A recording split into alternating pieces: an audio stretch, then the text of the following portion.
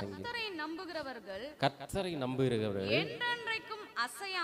என்றென்றைக்கும் அசையாமல் நிலைத்திருக்கும் சீயோன் பர்வதத்தை போல் இருப்பார்கள். சீயோன் பர்வதத்தை போல இருப்பார்கள். பர்வதங்கள் எருசலேமை சுற்றிலும் இருக்குமா போல் கர்த்தர் இது முதல் என்றென்றைக்கும் தம்முடைய ஜனத்தை சுற்றிலும் இருக்கிறார். ஆமென். ஹல்லேலூயா. கர்த்தரை நம்புகிறவர்கள் என்றென்றைக்கும் அசையே மாட்டாங்களாம். ஆமென். யாரெல்லாம் கர்த்தரை நம்புறோம்? ஹல்லேலூயா. யாரெல்லாம் கர்த்தரை நம்புகிறோம்? யாரெல்லாம் ஆமேன்னு சொன்னாங்களோ அவங்கெல்லாம் அசைய மாட்டாங்க. எதற்கு அசைய மாட்டாங்கன்னா, காற்றடிக்கும், புயல் அடிக்கும், அலைகள் கொந்தளிக்கும், பிரச்சனைகள் வரும், அவங்கெல்லாம் என்ன பண்ண மாட்டாங்க? அசையவே மாட்டாங்க. ஏன்னா அவங்கெல்லாம் எப்படி இருப்பாங்களாம்? மலை போல இருப்பார்களாம். ஆமென். அப்ப கர்த்தருடைய சமூகத்துல இருக்கிற நாம கர்த்தரை நம்பிதான் வந்திருக்கிறோம். எத்தனை பேர் கர்த்தரை நம்பி வந்திருக்கிறோம்? ஹல்லேலூயா. ஆமென். நம்ம எல்லாருமே கர்த்தரை நம்பிதான் வந்திருக்கிறோம். கர்த்தரை தன் தெய்வமாக கொண்ட ஜனம் பாக்கியம் உள்ளது. நாமெல்லாம் கர்த்தரையே தெய்வமாய் கொண்டிருக்கிற ஜனம். ஆமென். நம் மனுஷனை நம்பி நாம் வாழ்வதில்லை, ஆனா கர்த்தரை மாத்திரம் நம்முடைய நம்பிக்கையா கொண்டு இருக்கிறோம்.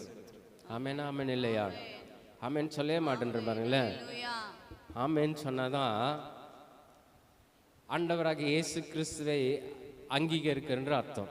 என்ன ஆமென் என்ன அர்த்தம்? எங்க இருக்கு அந்த வசனம்? ஆமென் என்று சொன்னால் வெளிப்படுத்தல் விசேஷத்தில் சொல்லப்படுகிறது. ஆமென் என்று சொன்னால்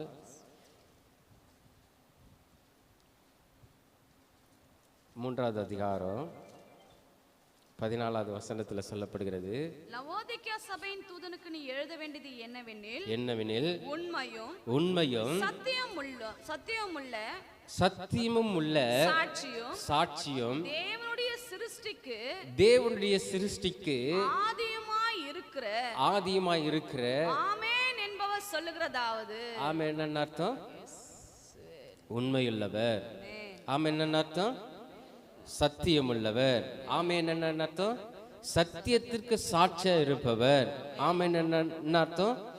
தேவனுடைய சிருஷ்டிக்கு ஆதியாய் இருக்கிற ஆமென் என்பவர். ஆமென். ஹல்லேலூயா. அப்படியே ஆமென் என்பது ஆண்டவராகிய இயேசு கிறிஸ்துவை அங்கீகரிப்பது. இது எல்லாவற்றையும் செய்கிறவர் ஆண்டவராகிய இயேசு கிறிஸ்து. ஆமென். ஹல்லேலூயா. அதனால ஆமென் என்ன அப்படியே ஆக கடவது அப்படின்னு ஒரு இடத்துல இருக்கிறது. ஆனால் அதற்கும் மேல்படியாக இங்கே வசனம் சொல்கிறது ஆமென் என்பவர். ஹல்லேலூயா. ஹல்லேலூயா. அப்படியானால் கர்த்தர் சொல்லுகிற ஒரு வார்த்தை, கர்த்தரால் சிருஷ்டிக்கப்பட்ட வார்த்தை, அவர்தான் ஆண்டவராகிய இயேசு கிறிஸ்து. ஹல்லேலூயா. அப்போ சீயோன் பர்வதத்தை நம்பி இருக்கிறவர்கள், கர்த்தரை நம்பி இருக்கிறவர்கள், பர்வதத்தை அல்ல கர்த்தரை நம்பி இருக்கிறவர்கள் எப்படி இருப்பார்களா? என்றென்றைக்கும் அசைய மாட்டாங்க. ஹல்லேலூயா. பேதுரு என்ன பண்ணாரு?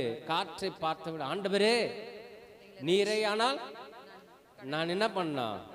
கடல் மீது இந்த தண்ணீரின் மேல நடக்கணும். அவரை நம்பி இறங்கினவர் தான் பேதுரு. அவரை பார்த்து இறங்கினவர் தான் பேதுரு. ஆனா திரும்பி என்ன பண்ணிட்டாருன்னா காற்றை பார்க்கிறார். ஆமென். ஹல்லேலூயா. திரும்பி யாரை பார்க்கிறாரு? அந்த வசனத்தை வாசிக்கலாமா? திரும்பி அந்த காற்றையும் அதன் கொந்தளிப்பும் பார்க்கப்படும் போது அவர் தண்ணீரில் என்ன பண்றாராம்? முழுகிட்டார். ஆமென். அப்ப பேதுரு சொல்றாரு, ஆண்டவரே என்ன என்ன பண்ணுங்க, ரட்சியோ அப்படின்னு கூப்பிட போது ஆண்டவராக இயேசு கிறிஸ்து அவன் கரங்களை பிடித்து, அற்ப விசுவாசியே ஏன் சந்தேகப்பட்டாய்? ஆமென். ஹல்லேலூயா. அற்ப விசுவாசத்திலும் நம்முடைய கரங்களை பிடிக்கிற ஒரே ஒரு தெய்வம் ஆண்டவராக இயேசு கிறிஸ்து. ஆமென். அப்ப காற்றை பார்த்தாலும் சரி, கொஞ்சம் அசைந்தாலும் சரி, நம் கரங்களை பிடிக்கிறவர் யார் தான்? ஆண்டவர் தான். ஆனா யோபு பாருங்களேன், யோபின் இடத்துல வந்து சொல்றாங்க, உன்னுடைய மந்தைகள் எல்லாம் என்ன ஆயிடுச்சு, சூறை காற்று வந்து அடித்து கொண்டு போய் விட்டது, அசையவே இல்லை. ஆமென், ஆமென். ஹல்லேலூயா. ஹல்லேலூயா. யோபு பார்க்கப்படும் போது எத்தனையோ விதமான அவனுடைய இழப்புகளை கண்டான். அவனுடைய மந்தைகள் என்ன ஆயிடுச்சு, அடிக்கப்பட்ட போது அவனுடைய ஆட்கள் என்ன பண்ணப்பட்டாங்க, பிடித்து கொண்டு போகப்படும் போது, அவனுடைய பிள்ளைகள் மறிக்கப்படும் போது, அவனுடைய மனைவியே அவனை தூஷித்து ஜீவனை விடு என்று சொல்லப்படும் போது, இதற்கும் மேலாக தன் சரீரமே செத்து போன நிலைமையில ஓட்டை எடுத்து சுரண்டி கொண்ட போதிலும் அவன் அசையவே இல்லை. ஆமென். வேதம் சொல்லுகிற தன்னுடைய உதடுகளினால கூட அவன் என்ன பண்ணல, பாவமே செய்யவில்லை, அசையவே மாட்டாங்க. ஏன்? கர்த்தரை நம்பி இருக்கிற மனிதன். ஆமென், ஹல்லேலூயா. அப்படி கர்த்தரை நம்பி இருக்கிற மனிதர்களுடைய வாழ்க்கையை பார்க்கப்படும்போது அவன் அசையே மாட்டான். பிரச்சனைகள் வரும், போராட்டங்கள் வரும், நிந்தைகள் வரும், அவமானங்கள் வரும், தோல்விகள் வரும், பயம் வரும், எது வந்தாலும் அசையாமல் இருப்பான். ஏன்னு சொன்னா, எனக்கு முன்பாக யாரை வைத்திருக்கிறேன், கர்த்தரை எனக்கு முன்பாக வைத்திருக்கிறேன், நான் என்ன பண்ண மாட்டேன், அசைக்கப்படுவதில்லை. ஆமென். அப்ப எந்த சூழ்நிலை வந்தாலும் கர்த்தரை தன் தெய்வமாய் கொண்டிருக்கிற ஜனம் பாக்கியம் உள்ளது. ஆமென். அப்ப இந்த சீயோன் பர்வதத்தை குறித்து சங்கீதக்காரன் ஏன் தெளிவா சொல்றாருன்னா, தேவனே இந்த சீயோன் பர்வதத்தை தெரிந்து கொண்டிருக்கிறார். ஆமென். 132வது சங்கீதத்தில் 13வது வசனத்தில் வாசிக்கப்படும் போது,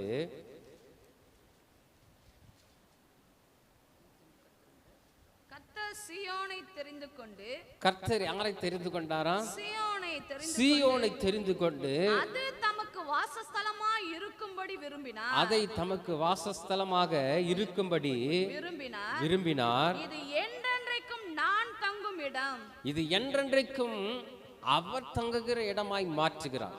இதை நான் விரும்பினபடியால், அதை அவர் என்ன பண்றாரா, விரும்பினபடியால் இங்கே வாசம் பண்ணுவேன், இங்கே வாசம் பண்ணுவேன். ஆமென். கர்த்தர் வாசம் பண்ணுகிற இடத்துல கர்த்தரால் தெரிந்து கொள்ளப்பட்ட ஜனங்கள் மாத்திரம் வாசமா இருப்பாங்க. ஆமென், ஹல்லேலூயா. மோசே ஒரு மலைக்கு ஏறுகிறார். இஸ்ரவேல் ஜனங்களை வழிநடத்தப்படும் போது மோசே கிட்ட தேவன் பேசுறார், இந்த மலையை சுற்றிலும் யாரும் என்ன பண்ணக்கூடாது, வரவே கூடாது, இது தொட கூட கூடாது. ஆனா மோசேக்கு மாத்திரம் என்ன அதிகாரத்தை கொடுத்தாரு, நீ ஏறி வரலாம், என்னுடைய சமூகத்தில் என்ன உட்காரலாம், நான் பேசுகிறத நீங்கள் என்ன பண்ணலாம், கேட்கலாம். ஆமென், ஹல்லேலூயா.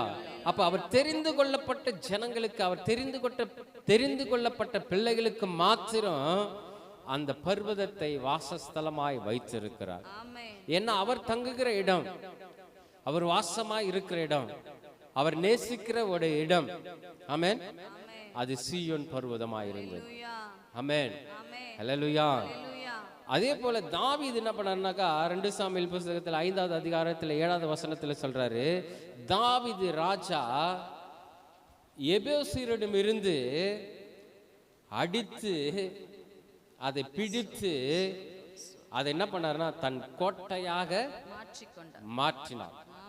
ஆமென். என்ன, சீயோன் பர்வதம் என்பது தேவனால் அங்கீகரிக்கப்பட்ட ஒரு இடம், தேவனால் தெரிந்து கொள்ளப்பட்ட ஒரு இடம். அதை தாவீது என்ன பண்ணாருனாக்கா, அதை வாஞ்சையாய் பிடித்தார். அது வாஞ்சையா என்ன பண்ணாருனாக்கா தெரிந்து கொண்டார். ஆமென், ஆமென் சொல்லவே மாட்டேன்னு பாருங்களேன். ஹல்லேலூயா, ஹல்லேலூயா.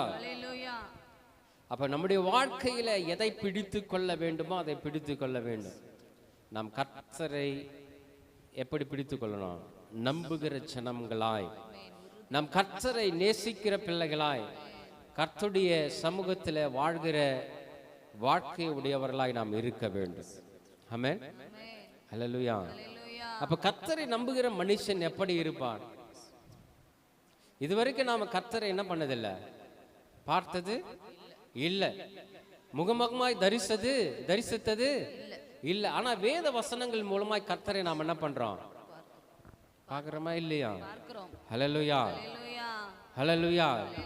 அப்போ எப்படி இந்த வசனத்தின் மூலமாக வார்த்தையின் மூலமாக கர்த்தரை நாம் பார்க்கிறோம் என்று சொன்னால், ஆமென், ஆமென். ஹல்லேலூயா.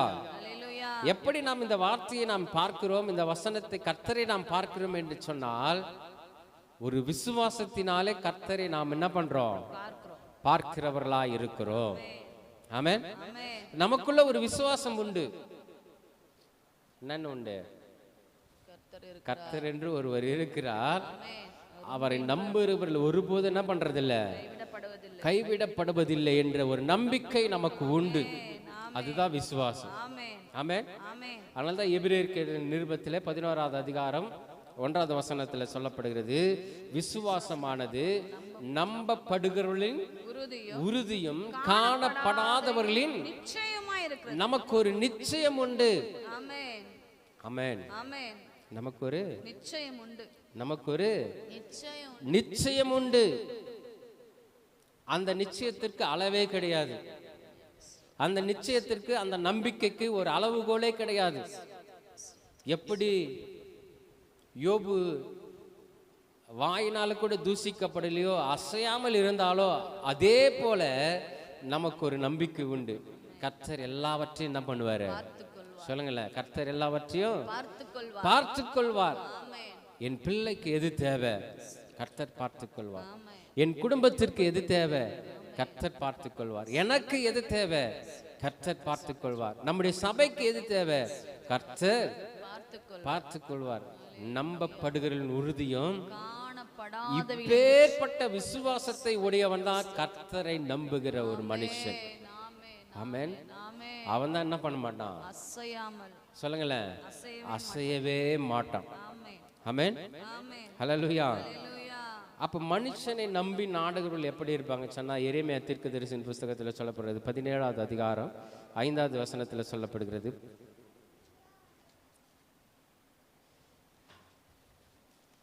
எரேமியா 17:5 சொல்லப்படுகிறது, மனுஷன் மேல் நம்பிக்கை வைத்து மனுஷன் மேல் நம்பிக்கை வைத்து மாம்சமானதை தன் புயபலமாக்கிக் கொண்டு ஆ, கர்த்தரை விட்டு விலகுகிற இருதயமுள்ள மனுஷன் ஆ.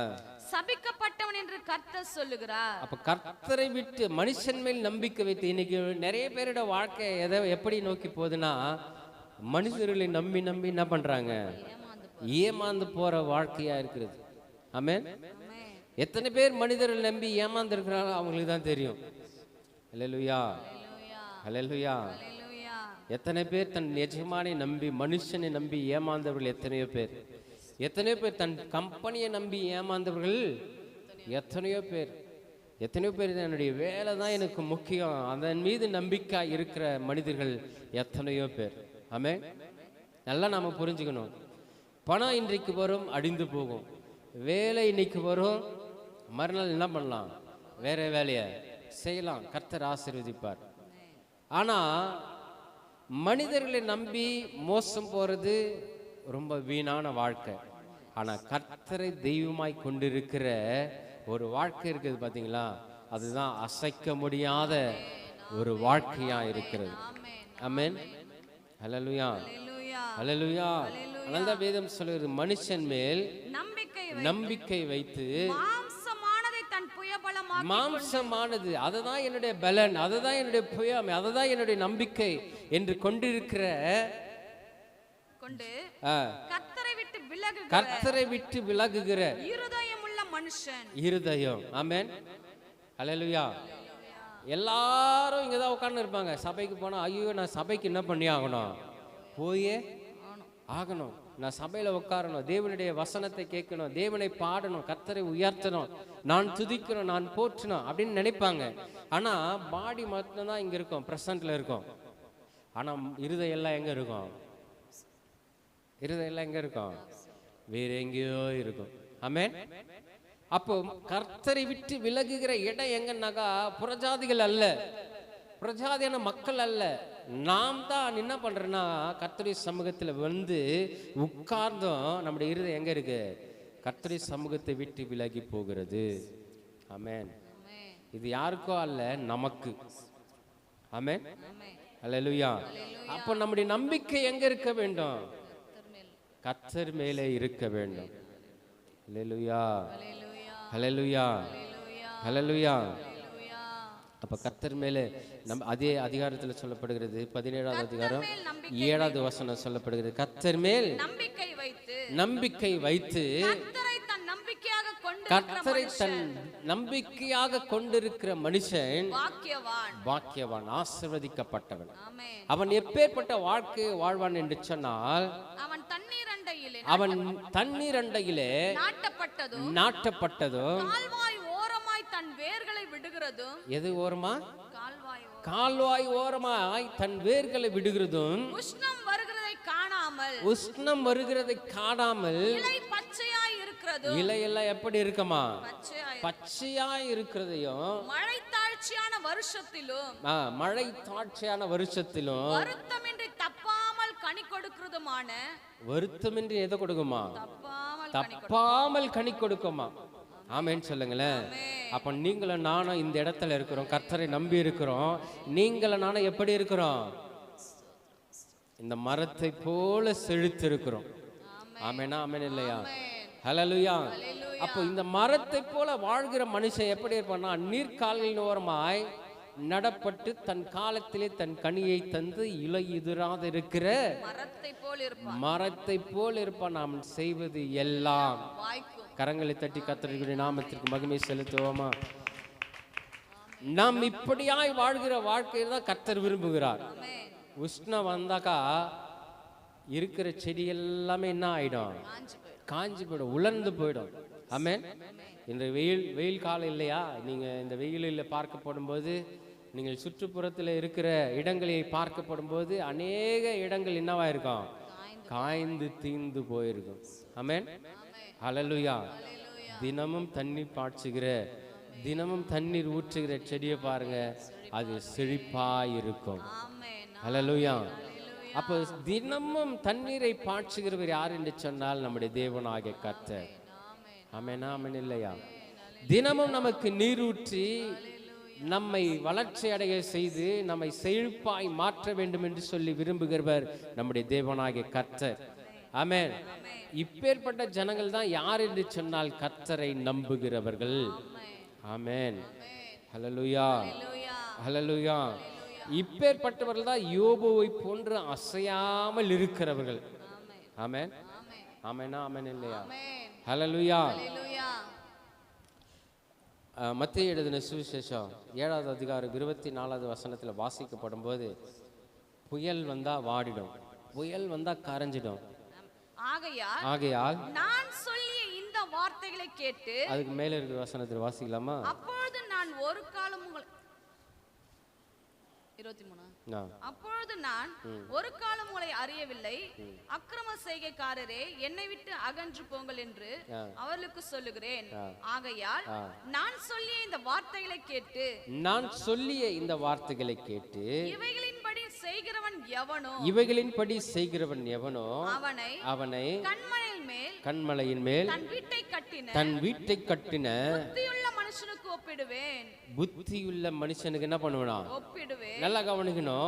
நான் சொல்லுகிற வார்த்தை, நான் சொல்லுகிற வசனங்களை கேட்டு வேதம் சொல்லுகிறது. ஆமென். மனுஷன் நடத்தும் போது ஒருவேளை தவறாக நம்மை நடத்தலாம். மனுஷன் நம்மை வழிநடத்தும் போது வேறு வழியில் என்ன பண்ணிடலாம்? நடத்திடலாம். ஆனால் வேதம் சொல்லுகிறது, ஆண்டவராக இயேசு கிறிஸ்து சொல்றார், ஆகையால் நான் சொல்லிய இந்த வார்த்தைகளை கேட்டு இவைகளின்படி செய்கிறவன் எவனோ அவனை கண்மலையின் மேல் தன் வீட்டை கட்டின புத்தியுள்ள மனுஷனுக்கு ஒப்பிடுவேன். பெருமழை சொரிந்து, எல்லாருக்குமே தெரியல அந்த வசனம். பெருமழை சொரிந்து பெருவெள்ளம் வந்து காற்றடித்து அந்த வீட்டின் மேல் மோதியும் அது என்ன பண்ணல? விழவில்லை. ஏன்னா அது அசையாமல் இருக்கிற கண்மலையின் மேல் அஸ்திபாரம் போடப்பட்டிருந்தது. ஆமென். நாம் அசையாமல் இருக்க வேண்டும் என்று சொன்னால் நம்முடைய அஸ்திபாரம் எங்கே இருக்கிறது? ஆமென். ஆமென் இல்லையா? ஹல்லேலூயா. நம்முடைய அஸ்திபாரம் கண்மலையின் மேலே இருக்கிறதா அல்லது உலகத்தின் மேலே இருக்கிறதா? ஆமென். ஹல்லேலூயா. ஹல்லேலூயா.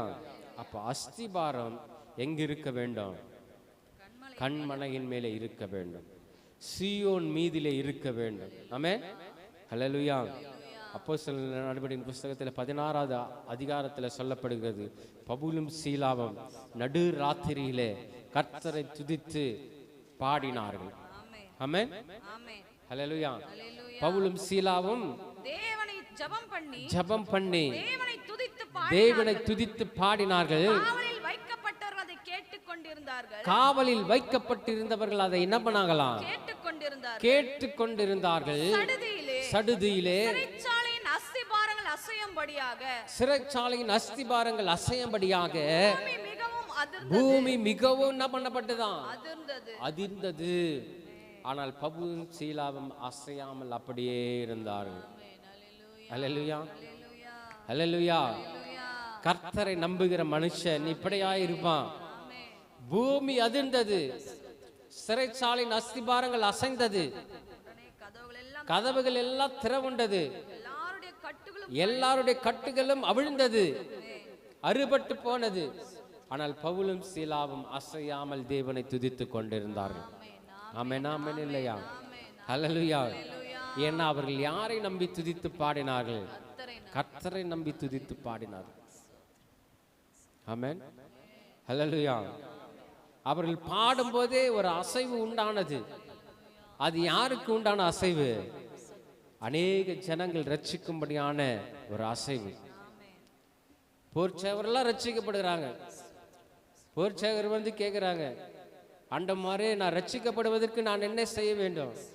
அப்ப சொல்றாரு, கர்த்தராகிய இயேசு கிறிஸ்து என்ன பண்ண, அப்பொழுது நீயும் உன் வீட்டாரும் ரட்சிக்கப்படுவீர்கள். ஆமென். நீ விசுவாசித்தால் உன் குடும்பம் என்ன பண்ணப்படுமா? ரட்சிக்கப்படும். அந்த குடும்பத்திற்காக பவுலும் சீலாவும் அன்றைக்கு என்ன பண்ணாங்க? துதித்து பாடினாங்க. சிறைச்சாலையின் அஸ்திபாரங்கள் எல்லாம் என்ன பண்ணதான்? அசைந்தது. பவுலும் சீலாவும் அசையாமல் கர்த்தரை துதித்து பாடிக்கொண்டிருந்தார்கள். அப்ப ஆண்டவரை நம்புகிற வாழ்க்கை இப்படிதான் இருக்கும். உலகம் அசையும், சிறைச்சாலைகள் அசையும், அஸ்திபாரங்களே அசையும், தம்முடைய குடும்பம் கூட அசையும். ஆனால் கர்த்தரை நம்புகிற மனுஷன் எப்படி இருப்பானா? அசையாமல் இருப்பான். ஆமென், ஹல்லேலூயா. அவன் அசையாமல் இருக்கிறதான் கர்த்தரை நம்புகிறான். ஆமென். எப்படி அசையாமல் இருக்கணும்? யோபுவை போல. ஆமென். யோபு என்ன பண்ணாரு? அசையாமல் இருந்தாரு. எல்லாமே அவரை விட்டு என்ன பண்ணுச்சு? கைவிட்டு போயிடுச்சு. அவர்கள் நண்பர்கள் கூட வந்து என்ன பண்றாங்க? அவரை துக்கப்படுத்துறாங்க. அவ்வளவு மனவேதனை. யோபு சொல்றாரு, எனக்கும் தேவனுக்கும் ஒரு மத்தியஸ்தர் இருந்தா நலமா இருக்குமே என்று சொல்றாரு. அப்பேற்பட்ட வேதனை. அவருக்காக பரிந்து பேசுவதற்காக கூட ஆள் இல்லை. ஆமென், அல்லேலூயா. ஆனால் கர்த்தரை யோபு நம்பினதுனால அவன் அசையாமல் இருந்தான். கடைசியில வாழ்க்கையில பார்க்கப்படும்போது எல்லா விதத்திலும் எதெல்லாம் இழந்தானோ அதெல்லாம் இரட்டத்தனையாய் கர்த்தர் அவனுக்கு கொடுத்தார். ஆமென், அல்லேலூயா. எதெல்லாம் இழந்து போனாரோ அதெல்லாம் இரட்டத்தனையாய் கர்த்தர் கொடுத்தபடினாலதான் இன்னும் அதிகமாய் யோபு என்ன பண்றாரு? அந்த ஜனத்தின் மத்தியில அதிபதியாய் இருந்தார். அல்லேலூயா, அல்லேலூயா. எப்படி அசையாமல் இருந்தான்னு சொன்னா, துர்ச்செய்தி கேட்கிற வரைக்கும். ஆமென். சங்கீதக்காரன் சொல்ற 112வது சங்கீதத்துல 7வது வசனத்துல சொல்லப்படுகிறது. 12வது அதிகாரம் 112வது அதிகாரம் 7வது வசனம். துர்ச்செய்தியை கேட்கிறதினால் பயப்படான், அவன் இருதயம் கர்த்தரை நம்பி திடனாயிருக்கும். துர்ச்செய்தி கேட்கிற மனுஷன் என்ன பண்ண மாட்டான்? பயப்படவே மாட்டான். ஆமென், ஹல்லேலூயா.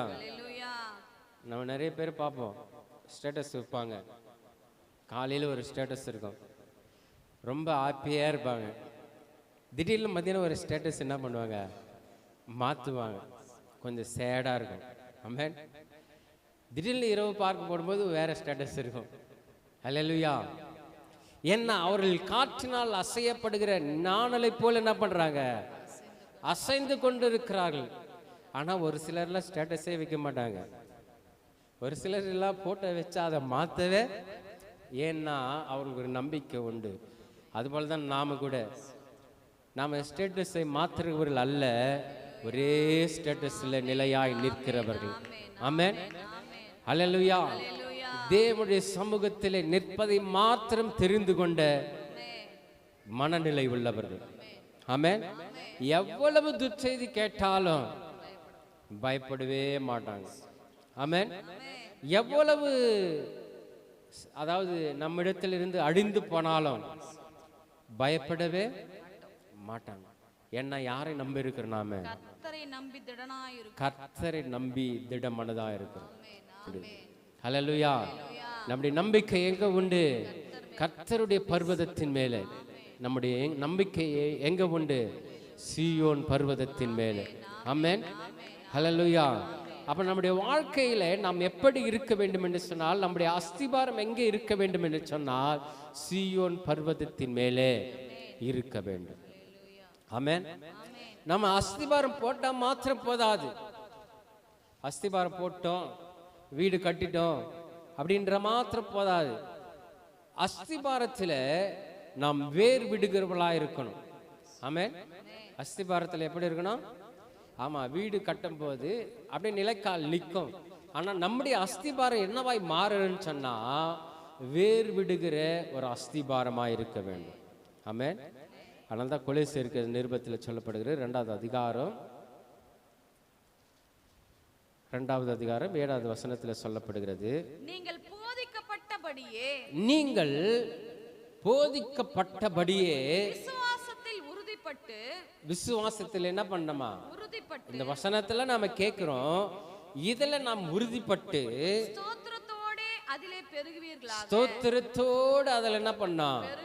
பெருகுவீர்களாக. லௌகிக ஞானத்தினாலும் மாயமான தந்திரத்தினாலும் ஒருவனும் உங்களை கொள்ளை கொண்டு போகாதபடிக்கு எச்சரிக்கையாயிருங்கள். அது மனுஷர்களின் பாரம்பரிய நியாயத்தையும் உலக வழிபாடுகளையும் பற்றினதே அல்லாமல் கிறிஸ்துவை பற்றினதல்ல.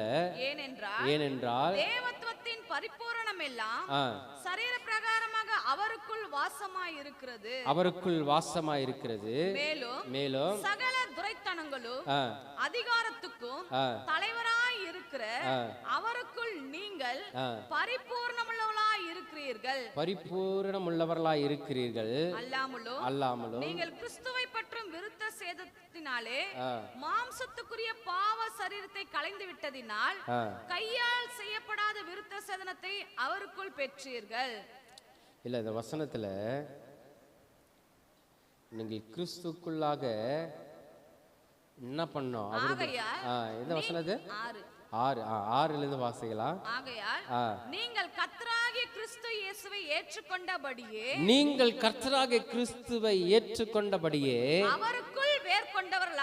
அவருக்குள் நீங்கள் என்ன பண்ணப்பட்டவர்கள்? வேர் கொண்டவர்களாகவும்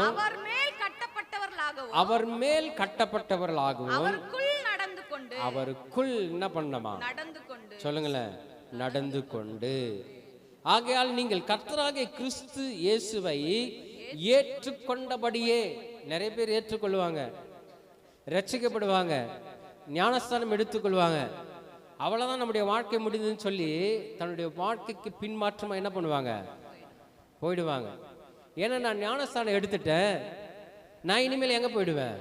பரலோகத்துக்கு போயிடுவேன் என்ற தவறான எண்ணத்தின் மூலமாக பின்மாற்றமாய் போயிடுவாங்க. வேதம் சொல்லுகிறது அப்படி அல்ல.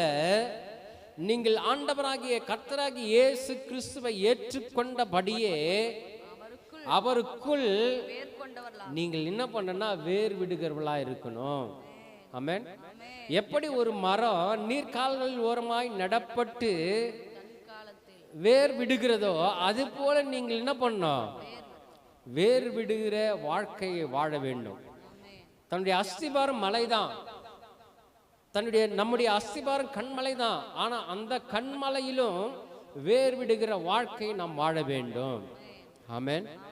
அது மாத்திரமல்ல, அவர் மேல் கட்டப்பட்டவர்களாகவும் அவருக்குள் நாம் என்ன பண்ணோம்?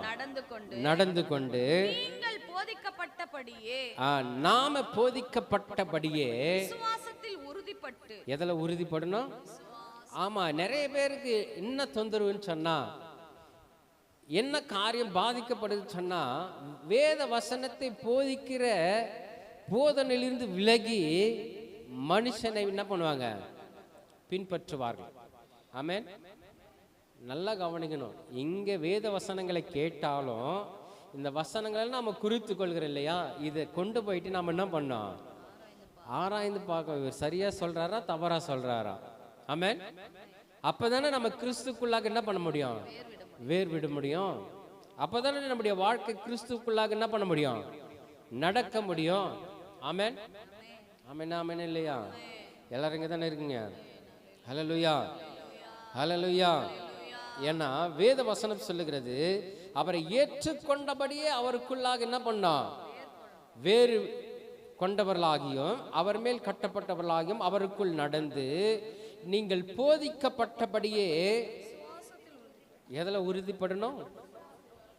நம்பப்படுகிறவர்களின் காணப்படாதவர்களின் நிச்சயமாயிருக்கிற அந்த நிச்சயத்தில், அந்த விசுவாசத்தில் நம்ம என்னவா இருக்கணும்? அப்பதான் நீயும் நானும் அசைக்கப்பட முடியாது. ஆமென்.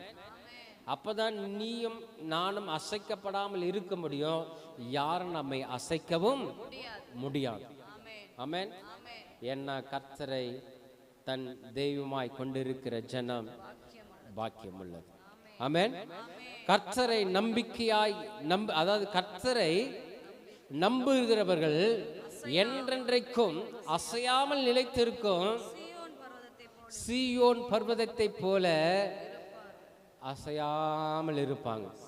காற்றடிக்கும், மழை என்ன பண்ணாது? அசையாது. ஆமென். மழை வரும், மழை என்ன பண்ணாது? கரையாது. வெயில் அடிக்கும், மழை என்ன பண்ணாது? உருகாது. ஏன்னா அது யாரால் நியமிக்கப்பட்டது? அது யார் மீது நம்பிக்கையா இருக்கிறது? கர்த்தர் மேலே நம்பிக்கையா இருக்கிறது. ஏன்னா சீயோன் பர்வதத்தை தம்முடைய வாசஸ்தலமாக கர்த்தர் என்ன பண்ணிருக்காரு? தெரிந்து கொண்டிருக்கிறார். ஆமென். ஹல்லேலூயா. அததான் தாவீது என்ன பண்ணார்னா, அது தன் கோட்டையாக மாற்றிக்கொண்டார். ஹல்லேலூயா. அப்போ நீங்களும் நானும் சீயோனுக்கு வந்திருக்கிறோம். இது சாதாரண சீயோன் தான். ஆமென். நாம் போகிற சீயோன் வேற. ஆமென். பரம எருசலேம் என்பதிலே, பரம பட்டணத்திலே சீயோன் என்னும் ஒரு நகரம் இருக்கிறது. அங்க பெரும் திரளான ஒரு கேட் இருக்கிறது. ஆமென். ஒரு பெரிய கேட் இருக்கிறது. அல்லேலூயா. அந்த கேட்டு திறந்தாதான் சீயோனுக்குள்ள பிரவேசிக்க முடியும். இது ஏதோ சாதாரணமா நைட்டு தூங்கும்போது கனவுல போயிட்டு வர்றது அல்ல. ஆமென். அல்லேலூயா, அல்லேலூயா. யாருமே அந்த அளவுக்கு சீக்கிரமா என்ன பண்ண முடியாது? சீயோனுக்குள்ளாக பிரவேசிக்க முடியாது. அந்த சீயோனே மலையின் மேல் தான் இருக்குது. ஆமென். பரலோகத்தில் உன்னதத்தில் சீயோன் என்னும் பர்வதம் இருக்கிறது. ஆமென். அந்த உன்னதத்தில் ஒரு கேட்டு, எல்லாத்துக்குமே கேட்டு தாங்க, எல்லாத்துக்குமே காவல் இருப்பாங்க. ஆமென். எல்லாத்துக்குமே தூதர் காவலாய் வைத்திருக்கிறார், தூதர்களை கொண்டு. அங்கே நம்முடைய பேர் இருந்தால் தான் என்ன பண்ண முடியும்? ஆமாம், என்ட்ரன்ஸ் ஃபீஸ் இருந்தால் தான் உள்ளவே என்ன பண்ண முடியும்? பிரவேசிக்க முடியும். நான் இங்கே எப்படி ஒன்றா இருப்பேன், அங்கே எப்படி ஒன்றா பிரவேசிப்பேன்னா அங்கே பிரவேசிக்க முடியாது. பரலோகத்துக்கு போகலாம் நியாய தீர்ப்பு அடைவதற்கு. ஆமென். ஆனால் அங்கே போய் பார்க்கவே முடியாது, அது வேற இடம். ஹல்லேலூயா. அதுதான் இங்கே இந்த சீயோனிலே பாடுகள் உண்டு, உபத்திரங்கள் உண்டு, வேதனைகள் உண்டு, எல்லாமே உண்டு. இதில் திட நம்பிக்கையா இருந்து கர்த்தர் மேலே வைராக்கியமா இருந்து நம்பிக்கையா இருக்கப்படும் போது தான், இங்கே அசைக்கப்படாமல் இருந்தாதான் அந்த சீயோனுக்குள்ளாக என்ன பண்ண முடியும்?